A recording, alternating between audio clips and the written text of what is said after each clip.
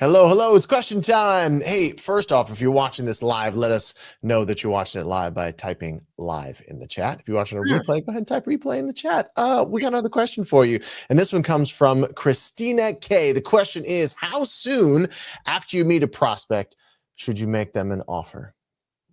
So, Christina, I'd love to tell you there was just one answer to this question, but there's not. It depends.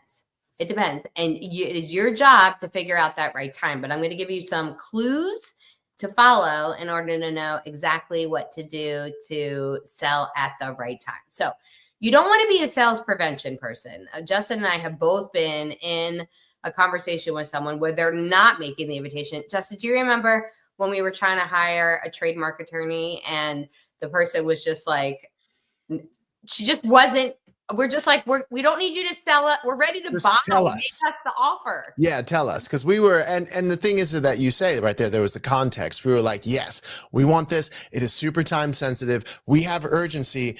And I had already had a relationship with this person because I had done business with her in the past. So I was like, hey, let's get this done. Just give us the numbers and see if that works. Yeah. And then we have a coaching client who like does the opposite. He makes an offer right away after he meets someone, and that doesn't work either, right?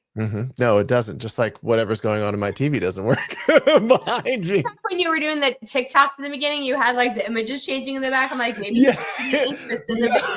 Hey, that's actually another thing we can talk about another time about how you keep people's attention. But speaking of attention, so go because I totally got distracted by that. What was your question about our client there? Well, we have a coaching client where he makes an offer right away as soon as he meets someone, and he loses them because of that. Yeah, I mean, and that is the analogy that we always love to use, which is like if you're in a coffee shop and somebody comes up to you and like you've noticed them and they've noticed you, and what would you do if they came up to you and said, hey, look, I have noticed you in this coffee shop and I see you all the time. I would really love to take you on a 10-day cruise that I'm going on today. Would you come on a 10-day cruise? Run, run as fast as you can. No, that'd be the weirdest thing. No, what normally happens in that situation, right? Somebody comes and says, hey, I've noticed you here. And I would love to buy you a coffee and just sit and chat with you. Right? Yeah. Right. Like, so it makes sense in the context of the situation. Right. So here's your job as a coach, as a consultant, as someone whose responsibility it is to connect your prospect with something that can serve them well. It is to understand the context of the situation. If someone comes to you as a referral, as a hot lead, someone who's been on your list, and they say to you, hey, I really want to work with you, then your job is to have a conversation with them and make them an invitation in that first conversation, not to think about it, not to be scared about it, not to wait to respond. I cannot tell you how many times I have reached out to a vendor or met someone at a meeting.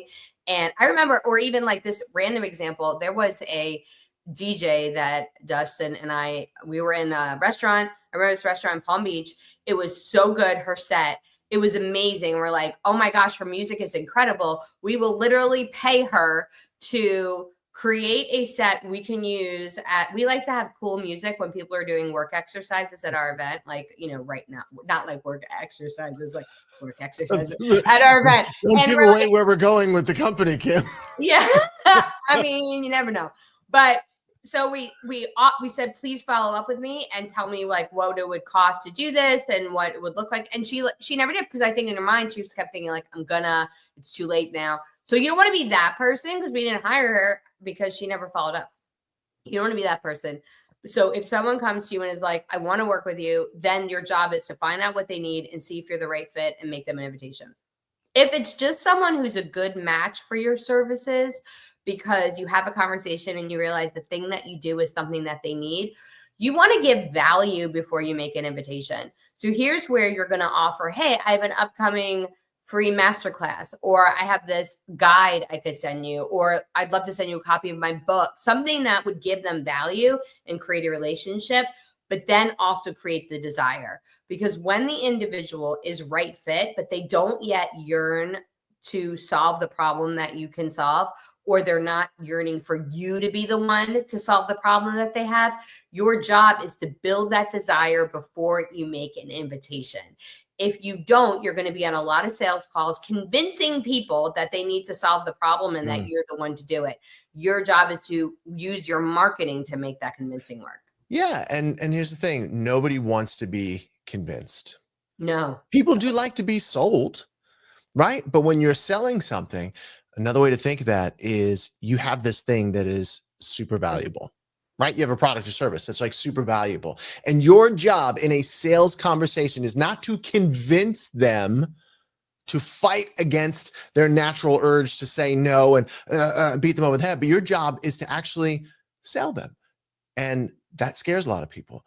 But when you realize that sales is just a conversation of value, and when you can clearly uncover the value of the thing that you have, and what I mean by value is the solution to someone else's problem, right? You've got this solution to someone else's problem, and you clearly uncover how it's going to solve it, that it does solve it, that it's worked in the past, that it works for that person's problem, and that you are the person who can guide them to the solution. Well, that's clearly uncovering the value of what you have. And when you do that in a sales conversation, then someone's going to say, you have that really valuable thing. I've got some value in my pocket or on a little piece of plastic in the form of money. I'm going to trade my value for you, which I feel is like less than the value you're giving me, right? So that's when we get into these situations where like, oh, this product overall, and we do an offer stack and things like that, where we've got all our stuff and we say, this is a $50,000 value for all the solutions that I give you. But you know what? I'm only going to charge you $2,997 for this. Right? Or the investment, as we like to say, the investment is $2,997. Then someone says, oh my goodness, I'm getting $50,000 worth of value for only $2,997 of my money. And that's when sales doesn't feel like this icky, weird, convincing thing. It feels more like, oh, this is a conversation about trading value. I have something valuable. You have something valuable. Let's trade so that we both get what it is that we want and everybody wins. So how soon do you make an offer after you meet a prospect?